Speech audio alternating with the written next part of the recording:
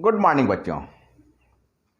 आज हम लोग फिर अपने नए class acceleration due to gravity and its variation के लिए अपने YouTube channel N Kumar physics classes में फिर से हम तुम्हारे सामने आ चुके हैं। बहुत अच्छी क्लासेस चल रही है, बच्चों का रिस्पॉन्स अच्छा है, उन्हें सारी बातें समझ में आ रही है। बच्चे तो ये बोल रहे हैं कि सर क्लासरूम से भी बेटर क्लास जा रहा है। तो चलो, मेरे को भी सेटिस्फैक्शन हो रहा है कि अच्छी क्लासेस चल रही है। तो बच्चे please come to the point. आज का जो टॉपिक्स अपना है, आज का टॉपिक्स है acceleration due to gravity and its variation. लेकिन अभी वेरिएशन तो मैं आगे बताऊंगा। सबसे पहले तुम फोकस करो एक्सलेशन ड्यू टू ग्रेविटी, गुरुत्वीय त्वरण। क्या है गुरुत्वीय त्वरण, क्या है एक्सलेशन ड्यू टू ग्रेविटी, इस बिंदु पर तुम्हें फोकस करने का जरूरत है। तो the acceleration produced in a free falling body under the gravitational pull of the earth is called acceleration due to gravity and it is denoted by G. ऐसा नहीं कि एक्सलेशन ड्यू टू ग्रेविटी से हम लोग known नहीं है, बहुत अच्छे से नोन है। गुरुत्वीय त्वरण, क्या गुरुत्वीय त्वरण बच्चे? प्रीवियस क्लास में जब तुम्हें मैं ग्रेविटेशनल फील्ड बता रहा था तो मैं बता रहा था कि अगर कोई बॉडी को यूं ही फ्री फॉल छोड़ दिया जाए तो ऑलवेज वो सेंटर ऑफ द अर्थ की ओर ऑलवेज गिरती है, ऑलवेज मूव करती है। किधर गिरती है? पृथ्वी के केंद्र की ओर। पृथ्वी हर वस्तु को अभी अपने ग्रेविटेशनल फील्ड के भीतर जितने भी पार्टिकल्स हैं, जितने भी वस्तु हैं, उन सारे के सारे वस्तु को, सारे के सारे बॉडी को वो क्या करता है? अपनी ओर खींचता है। वो चाहता है कि हम अपने सेंटर की ओर लेकर जाएं। अर्थ अपने सेंटर की ओर लेकर जाना चाहता है। इसका मतलब है कि बॉडी अगर फ्री फॉल होगा तो उसमें मूवमेंट होगा, और अगर मूवमेंट होगा तो एक्सेलरेट होगा, और एक्सेलरेट होगा तो उसमें एक्सेलरेशन प्रोड्यूस होगा ही होगा। तो ये जो एक्सेलरेशन प्रोड्यूस हो रहा है ना, this acceleration is called acceleration. यहां एक्सेलरेशन तो प्रोड्यूस हुआ, लेकिन किसके कारण हुआ? नो डाउट ग्रेविटी के कारण हुआ। So this is called acceleration due to gravity.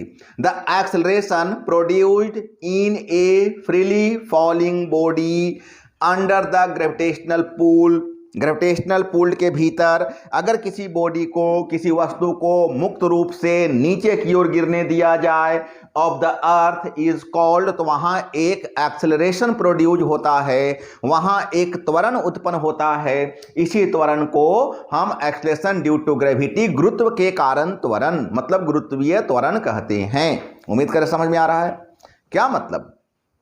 When a body free fall under the gravitational pull, now a acceleration produced in these conditions due to gravity, and this acceleration produced by gravity, so it is called acceleration due to gravity and it is denoted by g, small g, small g. by the way, हम अर्थ लेते हैं और अर्थ के मास को हम capital M ले लेते हैं। आप यहां पर देख लो, हम अर्थ ले रहे हैं और इस अर्थ के मास को हम कैपिटल एल ले रहे हैं, इसका रेडियस को हम आर ले रहे हैं। ये तो बात का चीज है, मैं तो ओ लूंगा। और इसका सेंटर यहां पर, अगर इस बॉडी को, कोई भी बॉडी को ऐसे रखेंगे अर्थ के ग्रेविटेशनल फील्ड के भीतर, तो ये हमेशा ऐसे सेंटर की ओर आना चाहेगा। और यहां पर जो एक्सेलरेशन प्रोड्यूस हुआ वही क्या है? एक्सेलरेशन ड्यू टू ग्रेविटी है। मैंने बोला ये जो फिगर में तुम्हें मैंने अर्थ दिखलाया, उसका मास अगर बाय द वे हम कैपिटल एम ले लेते हैं, और ए मैंने क्या बोला? मैं बोला कि अगर ये अर्थ लेते हो तो इस अर्थ का जो मास है वो एम ले लो, ए सेंटर है, और अर्थ पर कोई पार्टिकल है उसका मास तुम स्मॉल एम ले लो, और ये जो रेडियस है इस रेडियस को तुम आर ले लो, और जो एक्सेलरेशन प्रोड्यूस हो रहा है उस एक्सेलरेशन को तुम जी ले लो। तो ये जो एक्सेलरेशन प्रोड्यूस हुआ तो बता दो उस बॉडी का वेट कितना हो जाएगा। तो बॉडी पर जो बॉडी जो फोर्स लगाएगा उसी फोर्स को हम क्या बोलेंगे? वेट कहेंगे। इसका मतलब F is equal to M G. अच्छा, एक चीज और बताओ कि अगर यहां पर स्मॉल मास है, यहां पर इस अर्थ का मास अगर कैपिटल एम है, तो इनके बीच में भी एक फोर्स लगेगा और ये फोर्स हो जाएगा G M by R square. क्योंकि दोनों फोर्स है तो दोनों को तुम कंपेयर कर सकते हो।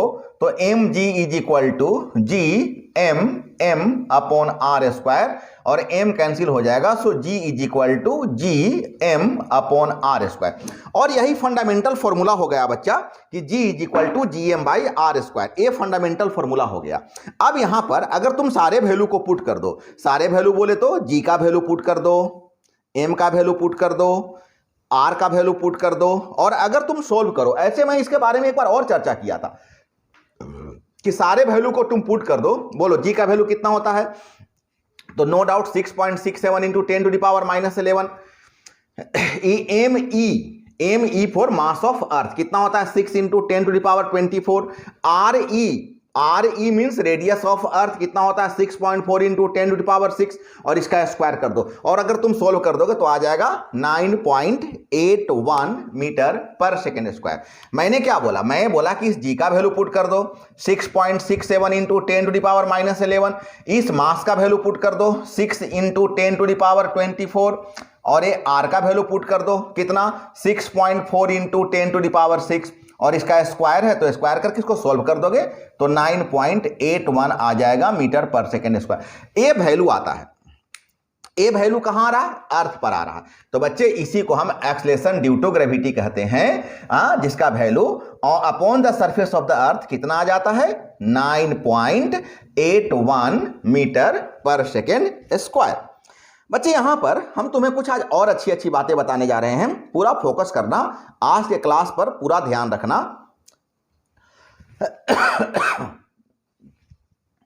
अभी तुम्हें सबसे पहले बता दें, अभी तक जो तुम्हें बताए हम ना, ओ क्या जी एम और आर के लैंग्वेज में बताए, लेकिन अभी तुम्हें डेंसिटी के लैंग्वेज में भी तुम्हें फॉर्मूला बता दे कि अगर बाय द वे अर्थ के डेंसिटी के लैंग्वेज में तुमसे कोई फॉर्मूला पूछे कि बताओ एक्सेलरेशन ड्यू टू ग्रेविटी का क्या फॉर्मूला हो सकता है, तो तुम उन्हें फॉर्मूला अच्छा से बता सकते हो। तो थोड़ा फॉर्मूले पर ध्यान रखना, क्या है, value of acceleration due to gravity on surface of planet in terms of density. ये डेंसिटी को हम रो से रिप्रेजेंट करते हैं, और इस डेंसिटी के लैंग्वेज में, डेंसिटी के अगर लैंग्वेज में अगर हमें कोई एक्सेलरेशन ड्यू टू ग्रेविटी हमसे पूछे तो हम उसे कैसे बताएंगे, ये चीज अभी हम लोग थोड़ा सा बात करने जा रहे हैं। तो अभी हम लोग फॉर्मूला पढ़े कि G is equal to G M by R square, और इसी को क्या बोल सकते हो, G by R square into 4/3 pi R square बोल सकते हो। कंफ्यूजन हो रही है, चलो ठीक है हम और एक्सप्लेन करते हैं। मैं बोला कि अभी तुम पढ़े कि G is equal to G M by R square, इसे कैपिटल एम लिख लेना, इसको तुम कैपिटल एम लिख लेना, है ना, और ए जी तो रखना। अब बोलो मास इज इक्वल टू क्या होता है, तो मास इज इक्वल टू होता है volume into density by R square. मैं यहां पूरा ब्रेक करके तुम्हें बता रहा हूं, अच्छा से समझना। A mass is equal to क्या हो जाएगा, volume into density, R square को जो का त्यों छोड़ दो, ए जी रहने दो। अब बोलो तुम कि क्या हो जाएगा, A R square, R capital ही ले लो, आर स्क्वायर कैपिटल ही ले लो।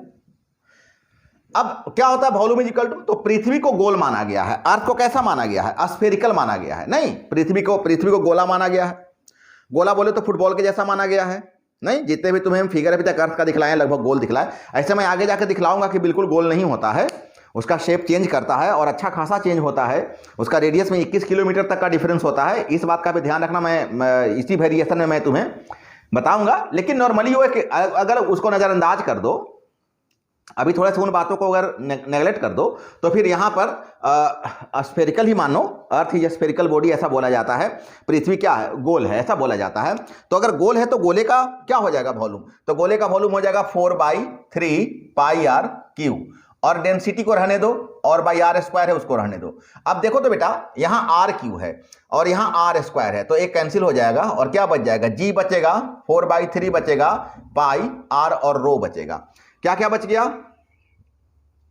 4/3 पाई आर रो जी, देखो यहां बच गया, जी इज इक्वल टू ए, जो कुछ भी निकल रहा है जी इज इक्वल टू निकल रहा है, जी इज इक्वल टू निकल रहा है ना, तो G is equal to G 4/3 pi R. अब बेटा यहां पर तुम लोग एक बात ध्यान दो, ये तुम फॉर्मूले को अगर गौर से देखो तो, और ये फॉर्मूले को, इस फॉर्मूले को भी और इस फॉर्मूले को, यहां देखो, इसको थोड़ा नोटिस करना, जितने तेज बच्चे हो सारे के सारे बच्चे पूरे कंसंट्रेशन के साथ क्लास किया करो, तो तुम्हें हर एक चीज दिखाई देगा, है ना।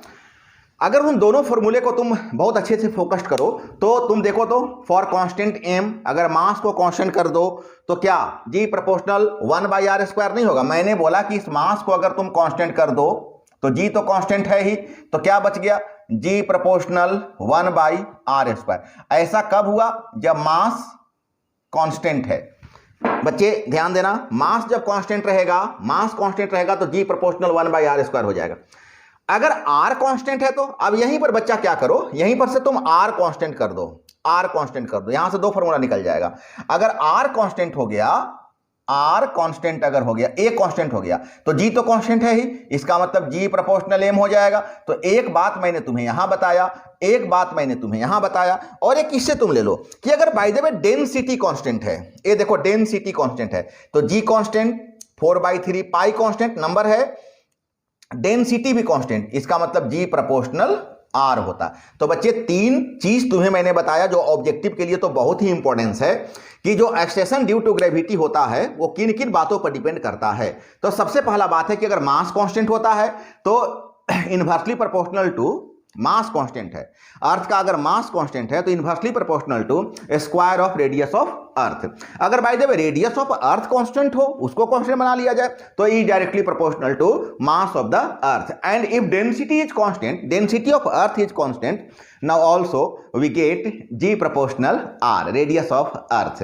सो बच्चे यहां पर ध्यान देने का जरूरत है कि कौन किस रेस्पेक्ट में कांस्टेंट हो रहा है, कौन किस रेस्पेक्ट में कांस्टेंट हो रहा है, ये चीज हम लोग को ध्यान देने का जरूरत है। कोई दिक्कत है? एकदम क्लियर है ना? चलो बहुत अच्छा। अब इसी पर बच्चा, इसी पर आप लोग को आगे कुछ हम और बढ़िया बढ़िया आज कुछ ट्रिक्स बताने जा रहे हैं, कुछ अच्छे अच्छे क्वेश्चन भी आपको हम बताएंगे, वो सारे के सारे क्वेश्चन आप लोग पूरा अच्छा से ध्यान रखिएगा। तो चलिए अब आगे बढ़ते चले ना, एकदम यहां तक क्लियर है? बहुत अच्छा बच्चे, सारे के सारे बच्चे अच्छे से नोट्स बनाते चलेंगे। नोट्स बड़ा इंपॉर्टेंट चीज होता है। नोट्स में कम टाइम में टाइम किल किए बगैर अगर टॉपिक्स मेरा समझा हुआ है तो किल किए बगैर हम लोग उसको अच्छे से रिवाइज कर सकते हैं और आने वाले एग्जामिनेशन के समय में हम लोग उसको बहुत अच्छे से पढ़ाई कर सकते हैं। ये चीज़ हम लोग को ध्यान देने का जरूरत होता है। अब यहाँ पर मैंने कुछ आपको ट्रिक्स के लिए कुछ आपको हेल्प करने का प्रयास किया। मैं आपको जी के बारे में बता रहा हूँ और मैं जी के बारे में आप लोगों को दो फॉर्मूला बता रखा है। एक फॉर्मूला मैंने क्या बताया था कि G is equal to GM/r² होता है, अभी बता रखा है। और एक फॉर्मूला मैंने क्या बताया, एक फॉर्मूला मैंने बताया कि G is equal to 4/3 pi G rho R। एक फॉर्मूला मैंने A बताया, सही बात है ना? मैंने extension due to gravity G के लिए आपको मैंने दो फॉर्मूला बताया। एक तो मैंने बताया GM/r² होता है, करेक्ट। एक मैंने बताया 4/3 पाई 0 r होता है। अब बच्चे यहां पर जो मैं आप प्रोपोर्शनल के लिए और इनवर्सली प्रोपोर्शनल के लिए जो मैं बात बता रहा था, यहां पर कोई ध्यान दीजिए कि अगर मास कांस्टेंट है तो G प्रोपोर्शनल 1/r², इसको R2 नहीं पढ़िएगा, एक्चुअली R² यहां पर है ना, यहां पर 2 नहीं, यहां पर R²। ऐसा कब होता है? जब मास कांस्टेंट है। अगर रेडियस कांस्टेंट हो जाए तो G प्रोपोर्शनल M, मास का प्रोपोर्शनल होता है। और अगर रो कांस्टेंट हो जाए तो G प्रोपोर्शनल R का कांस्टेंट। तो बच्चे यहां पर मैं भी एक आध न्यूमेरिकल दिखलाऊंगा आपको। तो अगर by the way delta G/G, change of acceleration due to gravity के लिए फॉर्मूला मेरा आ जाएगा 2 डेल्टा R/R। ये देखिए, ये जो स्क्वायर होता है ना, वो आगे जाकर के ट्रिक्स है। ये अच्छे अच्छे लोग, बड़े बड़े जो मैथमेटिशियंस होते हैं, ऐसे ट्रिक्स को निकालते हैं। मेरा काम तो पढ़ाना, मैं आपको बता रहा हूं कि ये जो स्क्वायर होता है ना, वो जाकर के मल्टीप्लाई बन जाता है और बन गया 2 डेल्टा, ऐसा है 2 डेल्टा R/R। अगर by the way G proportional M है तो यहां पर कंपेयरिंग में हो जाएगा delta G/G, that means delta M/M, delta M/M। और G प्रोपोर्शनल R है, इसका भी पावर 1 है, इसका भी पावर 1 है, तो यहां पर 1 से मल्टीप्लाई हुआ। जैसे यहां पर 2 से मल्टीप्लाई इसलिए हुआ क्योंकि पावर 2 था। अगर 3 होता तो 3 से मल्टीप्लाई हो जाता। यहां पर पावर 1 है तो 1 से मल्टीप्लाई हुआ, और 1 से मल्टीप्लाई करने का जरूरत नहीं होता, इसीलिए 1 डेल्टा M नहीं लिखा जाता, डेल्टा M/M और डेल्टा R/R। आप इस फॉर्मूले को केवल ध्यान रखिएगा। अभी हम कुछ एक आध दो मैथ्स आपके सामने लेकर चलने जा रहा हूं, तो जो मैं मैथ्स लेकर चलूंगा उसमें आपको ये फॉर्मूला बहुत ही काम आएगा। तो ये देखिए, मैं फिर आपको यहां पर अलर्ट कर दूं, यहां पर आप 2 नहीं लिखिएगा, यहां पर आप क्या लिखिएगा, आप यहां पर इस स्क्वायर को कर लीजिएगा, स्क्वायर को आप ऊपर में रख लीजिएगा, आपको आराम होगा। ये R2 नहीं है, बाई मिसप्रिंट है, यहां पर आप R² कर लेंगे, 1/r²। यही स्क्वायर यहां पर आकर के 2 से मल्टीप्लाई हो गया। आप अच्छा से समझिएगा कैसे मल्टीप्लाई हो गया। तो अगर बाय द वे 1/r² है, आप इसको ऊपर ले जाइएगा तो क्या हो जाएगा, r⁻², और यही 2 से नहीं मल्टीप्लाई हुआ, सॉरी -2 से मल्टीप्लाई हुआ। अब यहां देखिए m का पावर 1 है तो यहां 1 से मल्टीप्लाई हुआ, r का पावर 1 है तो यहां भी 1 से मल्टीप्लाई हो गया। यहां देखिए r का पावर 1 है तो 1 से, तो 1 नहीं लिखना चाहिए इसलिए, लेकिन यहां पर चूंकि पावर ऊपर में जाकर के -2 हो रहा है इसीलिए -2 से मल्टीप्लाई हुआ। और उम्मीद करते हैं कि इतना बोलते बोलते तो आप लोग को फॉर्मूला कुछ कुछ कंसेप्ट में आ गया होगा, राइट ना, क्लियर है ना। तो चलिए इस पर हम लोग एक आध मैथ्स बनाते हैं। देखिएगा अच्छा अच्छा क्वेश्चन आपको मिलेगा, सारे के सारे क्वेश्चन बच्चे अच्छे हैं, बनाने में आपको अच्छे लगेंगे और इंटरेस्टेड क्वेश्चन है, बहुत अच्छे अच्छे क्वेश्चन है, इंटरेस्टेड क्वेश्चन है, क्वेश्चन समझ में भी अच्छा से आएगा। Keeping the mass of earth constant, the radius of earth shrinks by 2%, find the percent change in G. कहता है कि पृथ्वी का जो त्रिज्या 2% श्रिंक कर जाए, बहुत बड़ा बात मैं बोल रहा हूं, ये कोई छोटी बातें नहीं है। अभी अगर रेडियस इतनी बड़ी है, कितना 6400 किलोमीटर, 6400 किलोमीटर, और बोल रहा है कि नहीं 2% इसका श्रिंक कर जाए। अब 6400 किलोमीटर का 2% हो गया 128 किलोमीटर रेडियस श्रिंक कर जाए, मतलब अब अर्थ कितनी बड़ी हो जाएगी, इतनी बड़ी हो जाएगी। तो फिर बताओ कि कितना परसेंट चेंज करेगा जी। जब एक कंडीशन है तो हम लोग जानते हैं कि जी का मान होता है 9.8 मीटर पर सेकेंड स्क्वायर। अगर बाय द वे 2% श्रिंक कर गया तो फिर एक्सेलरेशन ड्यू टू ग्रेविटी में क्या चेंज आएगा, कितना परसेंट चेंज आएगा। तो बच्चा अभी अभी हम तुम लोग को फॉर्मूला बताएं, अभी अभी जस्ट फॉर्मूला तुम लोग को हम बताए। ये देखो फॉर्मूला, एक बार देख लो ठीक से, यहां देखो delta G by G is equal to -2 delta R by R. इसी फॉर्मूले को हम लोग वहां पर यूज कर देंगे, इसी फॉर्मूले को हम लोग वहां पर यूज कर देंगे। क्या बताए थे, डेल्टा जी बाई जी मतलब चेंज इन जी हो गया, -2 into delta R by R, और रेडियस कितना श्रिंक कर रहा था -2, इसका वैल्यू कितना दिया हुआ है 2%।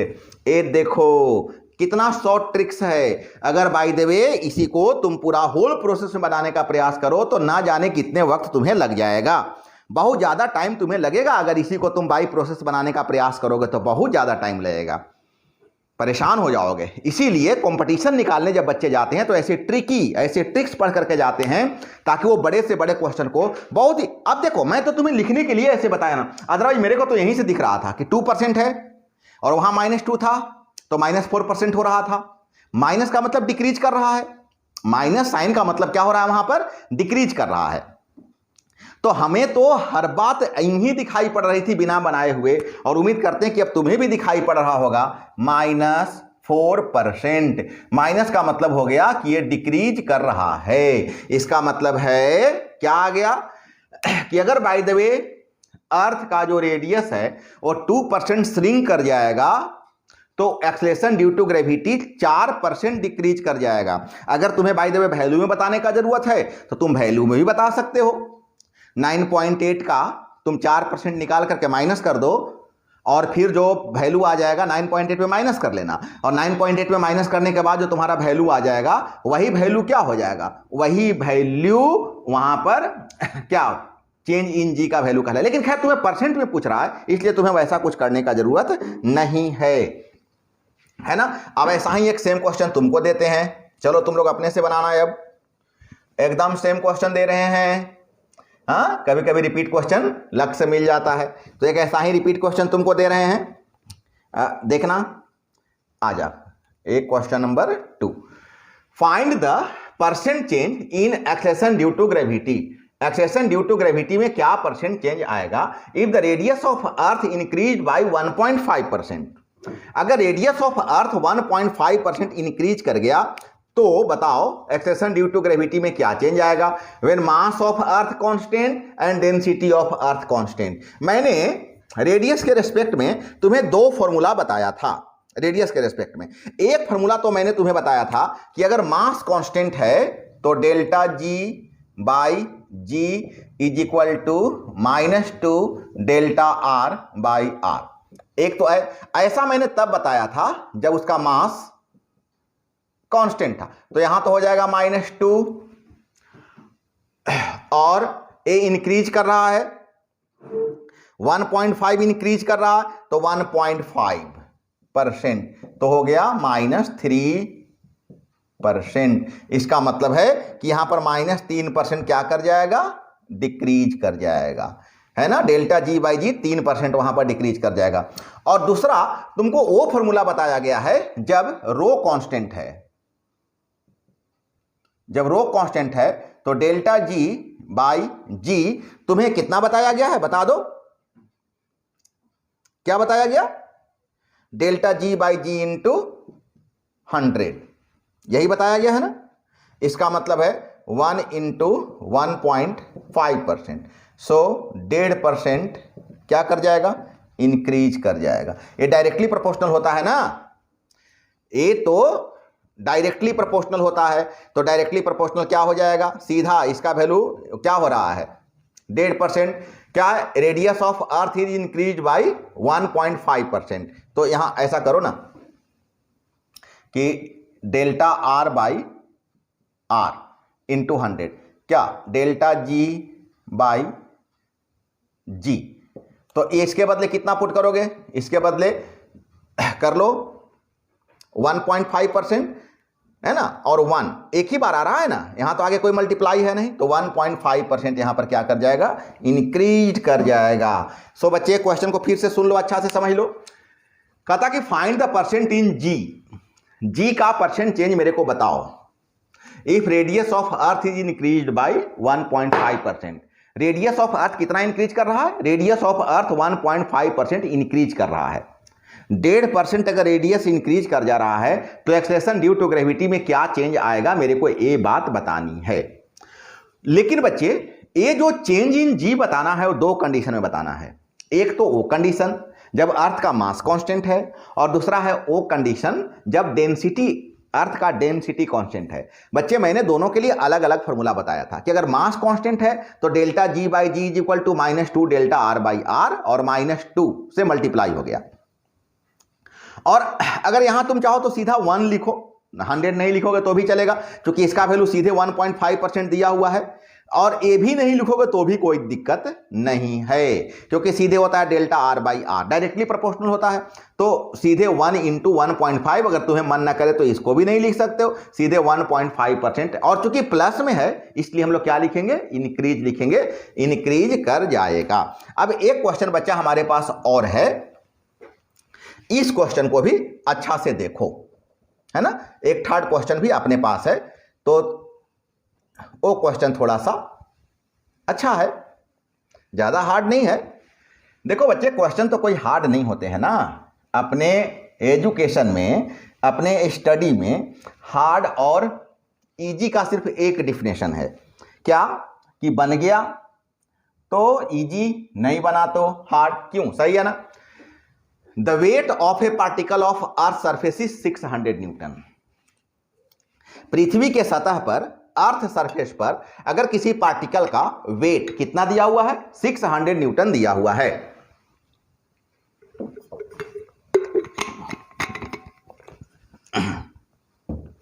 Find the weight of same particle on a planet surface whose mass is 1/12 times and radius 1/√2 times that of Earth। बहुत अच्छा क्वेश्चन है, माइंड ब्लोइंग क्वेश्चन है। कहता है कि अर्थ सरफेस पर, पृथ्वी के सतह पर किसी पार्टिकल्स का जो वेट है 600 न्यूटन है, राइट। अब बताओ कि इसी बॉडी का वेट उस प्लेनेट पर क्या होगा, उस ग्रह पर क्या होगा जहां पर जिसका मास पृथ्वी के तुलना में 1/12 टाइम्स है, और जिसका रेडियस अर्थ के रेस्पेक्ट में, अर्थ के तुलना में पृथ्वी का 1/√2 टाइम्स है। बताओ वहां पर उस बॉडी का वेट क्या होगा। बच्चे F is equal to mge, E for earth कितना दिया हुआ है, 600 न्यूटन। और बच्चे जी इज इक्वल टू क्या होता है, तो होता है GME अपॉन RE स्क्वायर। केवल R स्क्वायर भी लिख सकते हो, R तो रेडियस ऑफ अर्थ है ही।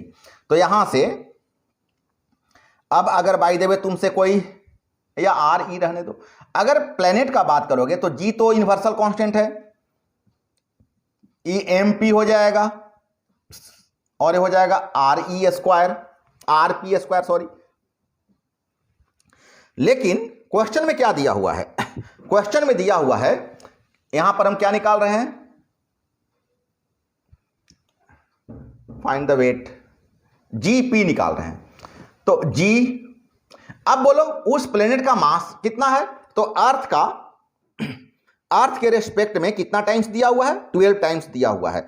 तो G M बाई ए हो गया M बाई 12 या ME बाई 12 ऐसा लिख सकते हो। और R कितना दिया हुआ है? तो अर्थ के रेस्पेक्ट में 6 टाइम्स, सॉरी 1/√2 टाइम्स, तो ए हो जाएगा RE बाई 1/√2 और स्क्वायर है तो तुम स्क्वायर दे दो। अब G को रखो, ME को रखो, 1/12 को रखो, यहां RE का स्क्वायर रखो और नीचे में 2 रखो। अब इसको थोड़ा अरेंज कर लो तो GP इज इक्वल टू हो जाएगा GME बाई RE स्क्वायर और 2 चला जाएगा जंप करके ऊपर तो बन जाएगा 2/12 1/6। इसका मतलब आ गया कि GP is equal to 1/6 GME by RE square, है ना? यही हो जाएगा। इसका मतलब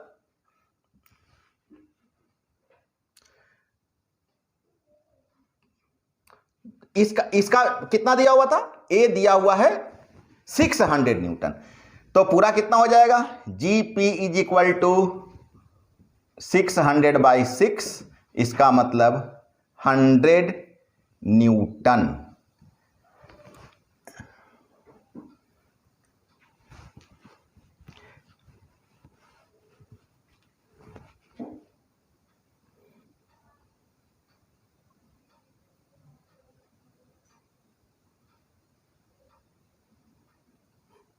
हाँ ठीक है, M दोनों तरफ कैंसिल हो जाएगा।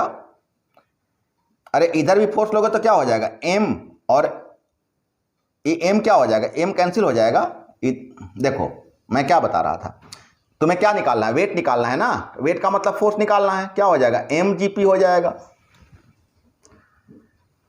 और पार्टिकल का मास क्या है? सेम है, तो MGE इज इक्वल टू यहां पर MGP, यहां कैंसिल हो जाएगा और उसका अर्थ यहां पर कितना चला जाएगा? 6 टाइम से डिवाइड हो जाएगा और यहां 100 है तो मास के खत्म करो, इसको छोड़ो, तो कितना हो जाएगा? 100 न्यूटन। इसका मतलब हो गया बच्चा कि अगर बाय द वे मास अगर 12 टाइम्स कम जाए और रेडियस अगर 1/√2 टाइम्स कट जाए तो वहां पर उस बॉडी का जो वेट हो जाएगा वो 6 टाइम घट जाएगा, 6 टाइम। इसका मतलब यहां अगर 600 न्यूटन है तो वहां जाकर के 100 न्यूटन हो जाएगा। चलो ये तो हो गया। अब 1-2 न्यूमेरिकल बनाए हम लोग। अब हम लोग कुछ टॉपिक्स और देखते हैं। अब तुमको मेरा पूरा आज का टॉपिक क्या था? आज का मेरा पूरा टॉपिक था acceleration due to gravity and its variation.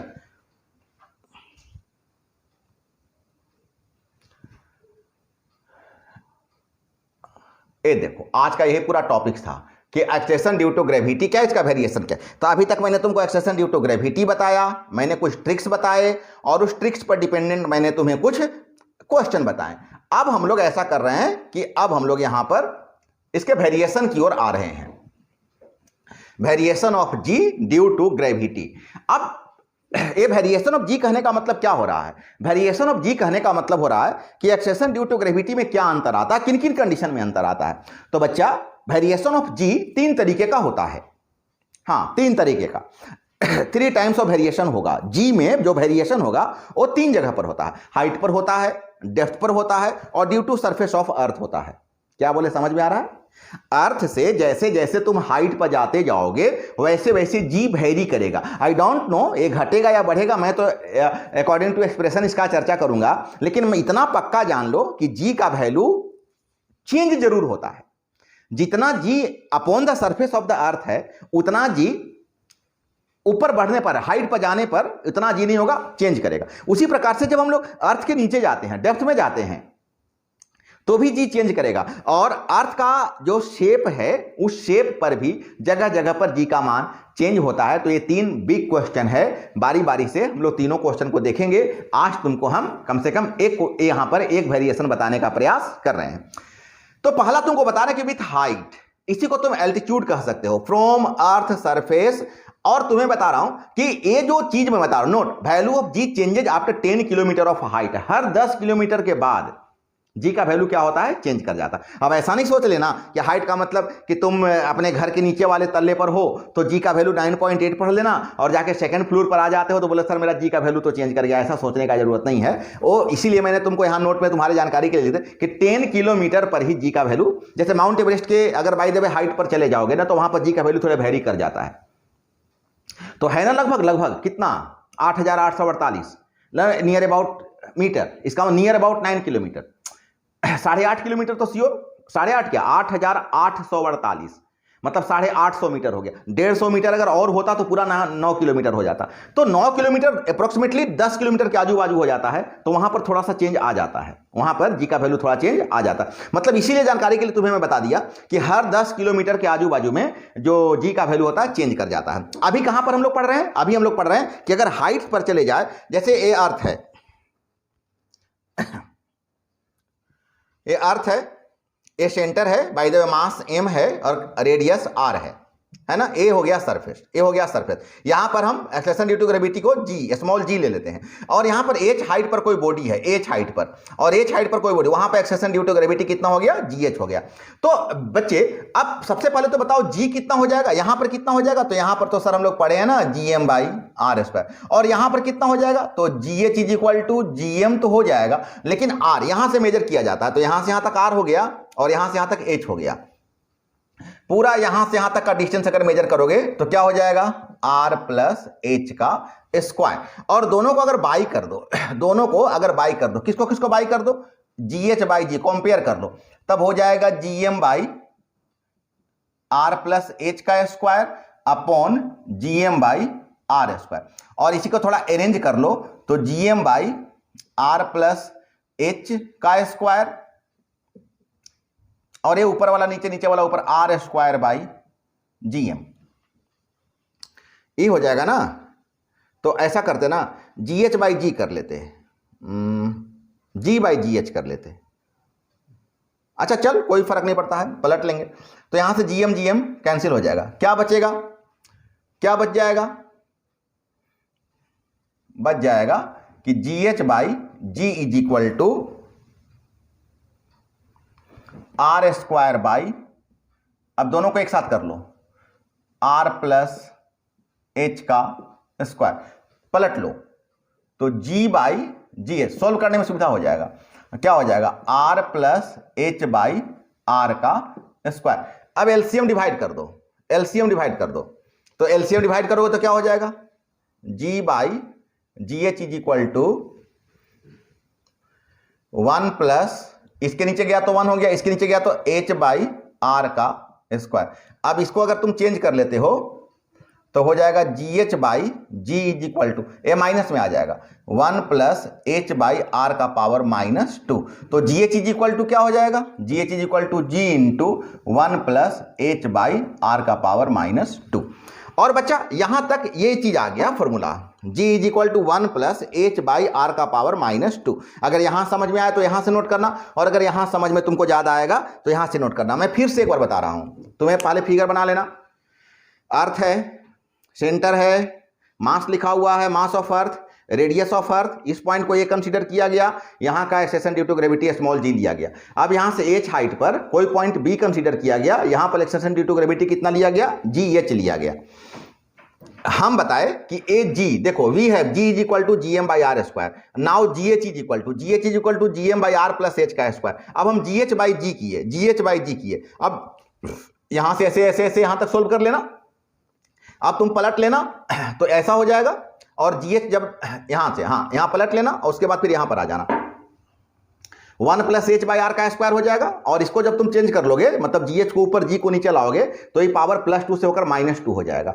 अब जब तुम यहां से केवल जीएच निकालोगे तो GH equal to G 1 plus H by R का पावर -2। देखो यही चीज यहां पर लिखा हुआ है कि GH is equal to G 1 plus H by R का पावर -2। अब यहां तक तो हर बच्चे को समझ में आ जाता है, लेकिन यहां के बाद थोड़ा सा उन्हें तकलीफ होगा। यहां से एक मैथ का अच्छा पार्ट, जिसको हम लोग बाइनोमियल कहते हैं, यहां से यूज होने जा रहा है। तो बच्चे जो लोग बाइनोमियल पहले से पढ़ चुके हैं उनके लिए तो बहुत ही आसान रहेगा, लेकिन जो बाइनोमियल नहीं पढ़े होंगे, खासकर बायो ग्रुप के बच्चे जिनको मैथ से ज्यादा मतलब नहीं होता है, जो बाइनोमियल नहीं पढ़े होंगे, मैं पहले यहां तक तुम्हें मिटा देता हूं। उम्मीद करते तुम लोग अब तक लिख लिए होंगे, है ना। वीडियो को ब्रेक कर करके लिख लेना, क्लासेस को क्या करना है, पॉज कर करके लिख लेना, इसको लिखते जाना एकदम। सभी बच्चे कॉपी कलम ले करके, और देखेंगे ये कोई फिल्म नहीं है ना, कि हम यहाँ तो जब भी तुम क्लास करो तो अपने पास एक कॉपी कलम हमेशा अपने पास रखो, स्केल वगैरह सब कुछ अपने पास रखो, है ना। जैसे फिगर बनाने का जरूरत हो वैसे फिगर बनाएंगे। मैं क्या बात कर रहा था, मैं बाइनोमियल का बात कर रहा था। तो यहां एक बाइनोमियल यूज होगा। देखो स्मॉल बाइनोमियल का एक फॉर्मूला होता है 1 प्लस एक्स का पावर एच। क्या फॉर्मूला है, देखो क्या आया था, G H is equal to आया था G 1 plus H by R का पावर -2। अब ऐसे पावर को सोल्व करने के लिए बाइनोमियल ने एक फॉर्मूला दिया, 1 plus X to the power H is equal to, अब एकदम direct is equal to double similar कर देना, क्योंकि ये फॉर्मूला यहीं पर आकर फिनिश नहीं होता है, ये फॉर्मूला आगे की ओर बढ़ता है। लेकिन मैं तुम्हें आगे का फॉर्मूला बताऊंगा ही नहीं, मैं बता सकता हूं लेकिन मैं बताऊंगा नहीं, क्योंकि तुम बेकार का कंफ्यूज करोगे। ये मेरा क्लास मैथ्स ग्रुप के बच्चे भी देखते हैं, बायो ग्रुप के बच्चे भी देखते हैं, इसलिए मैं यहां पर कुछ एक ऐसा बात बताऊंगा जो हमारे वो बच्चे भी इसको आसानी से समझ लें जो बाइनोमियल डिटेल ना पढ़े हों। तो यहां पर सीधे फॉर्मूला केवल लगाना बच्चा, 1 प्लस ए पावर को ले लेना एच और ए वेरिएबल ले लेना एक्स, बस हो गया। ऐसा तब होगा, ध्यान देना बच्चा, ऐसा तब होगा when x is very very less than 1। ऐसा तभी होगा, ये जो x है वो 1 से बहुत छोटा है। अब क्या तुम्हारा यहां पर अब तुम्हारे लिए x का काम कौन कर रहा है, h बाई आर कर रहा, यही ना कर रहा। तो क्या a 1 से बहुत छोटा है, बिल्कुल छोटा है, बिल्कुल छोटा है। अब बोलो हाइट तुम कितना जा रहा होगा, 20 kilometre, 30 kilometre, 40 kilometre, 50 kilometre, 100 kilometre. तुम समझ रहे हो कितना बड़ा बात बोल रहे हैं, अर्थ सरफेस से 100 किलोमीटर, 100 किलोमीटर हाइट। अरे बाबा अभी भी तुम 100 ले रहे हो तो h बाई आर कितना हो जाएगा, 100 बाई 64, 100, 800 गया, 1 बाई 64। सोच लो 1 से कितना कम है, बहुत कम है, 1 से बहुत कम है। तो ये फॉर्मूला तभी लागू होता है, बाइनोमियल तभी हम यूज करते हैं, मतलब ए फॉर्मूला हम तभी यूज करते हैं जब x is very very less than 1। तो यहां भी मेरा h by R is very very less than 1 है, तो हम ए फॉर्मूला यूज करेंगे। अब क्या यूज करेंगे, तो 1 तो रहेगा, प्लस भी दे देते हैं, h बोले तो पावर, h बोले तो पावर। अब बोलो पावर कितना है, -2, x बोले तो ए टर्म, x बोले तो h बाई आर। तो अबे प्लस माइनस माइनस बच्चा अच्छा से देखना, ए प्लस माइनस माइनस तो 1 - 2 h बाई आर। यहां देखो 1 - 2 h बाई आर, यहां h कितना है, -2 है। अब बच्चे यहां पर हम तुम्हारे लिए कुछ समरी मैं इसके आगे और बताऊंगा, लेकिन अब देखो यहां से तुम समझ लो, यहां समझो कि जैसे जैसे तुम h का मान बढ़ाते जाओगे, h क्या निकल गया, GH निकल गया। जैसे जैसे तुम h का मान बढ़ाते जाओगे वैसे वैसे GH का मान घटते जाएगा। जैसे अगर हाइट तुम 100 किलोमीटर ले लिए, अगर हाइट तुम, ये देखो माइनस में है ना बेटा, माइनस में है ना, ये टर्म जैसे जैसे बड़ा होते जाएगा वैसे वैसे रिजल्ट घटते जाएगा, क्योंकि जो भी रिजल्ट आना 1 माइनस समथिंग होना है, 1 माइनस समथिंग होना है। सो h का मान जैसे जैसे हम बढ़ाते जाएंगे वैसे वैसे GH का मान घटते जाएगा। इसका मतलब ये हुआ कि जैसे जैसे हम एल्टीट्यूड पर जाते जाएंगे वैसे वैसे जीएच का मान घटते जाएगा, घटते जाएगा, घटते जाएगा। इसीलिए हाइट पर जाने पर जो एक्सलेशन ड्यू टू ग्रेविटी क्या होता है, घटते जाता है। अब यहां पर तुम्हें मैं कुछ समरी बता रहा हूं कि GH is congruent to G if H is less equal 10 kilometre. बिल्कुल ध्यान रखना कि G का मान और GH का मान लगभग 10 किलोमीटर तक बराबर ही लिया जाता है, या उससे कम हो या अधिक से अधिक बराबर हो, वहां तक चेंज नहीं आता। GH is equal to G1 minus 2H by R for percent change in G less equal 5% और A लेस इक्वल 500 किलोमीटर। ये फॉर्मूला का भी इस्तेमाल हम लोग को तभी तक करना चाहिए जब तक हाइट या तो 500 किलोमीटर से कम हो, 500 किलोमीटर या 500 किलोमीटर से कम हो, तभी हम लोग को GH इक्वल टू ये फॉर्मूला हम लोग को यूज करना चाहिए।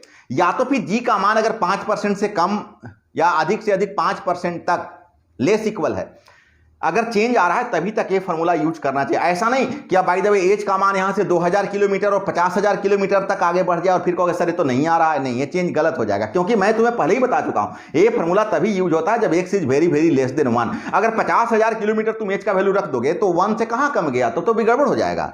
सो इसीलिए मैंने ट्रिक्स के तौर पर तुम्हें यहां बता दिया।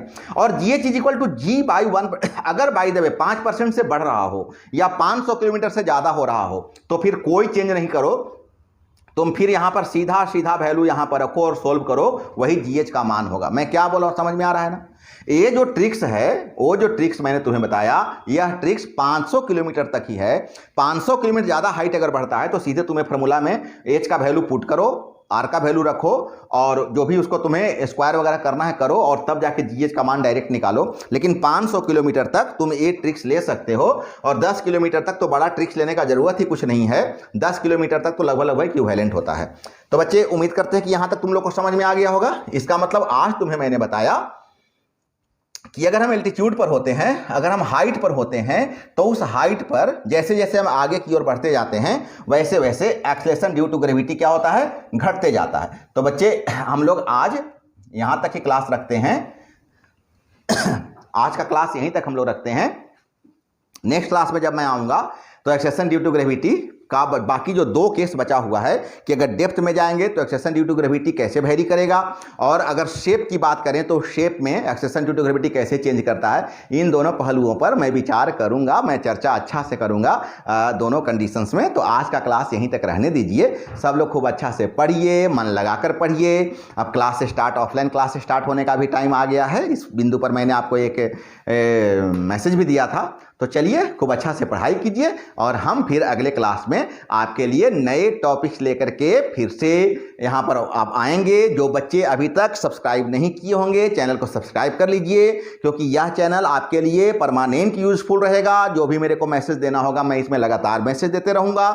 तो बच्चे, सभी बच्चे इसको सब्सक्राइब कर लीजिए, लाइक कीजिए, और मेरे को जितने बच्चे कमेंट्स दे सकते हैं, कमेंट्स दे करके मेरे को बताइए कि क्लास आपको कैसा लगता है। तो चलिए फिर आपके लिए मैं नए क्लास में नए टॉपिक्स लेकर आता हूं। तब तक बाय बाय।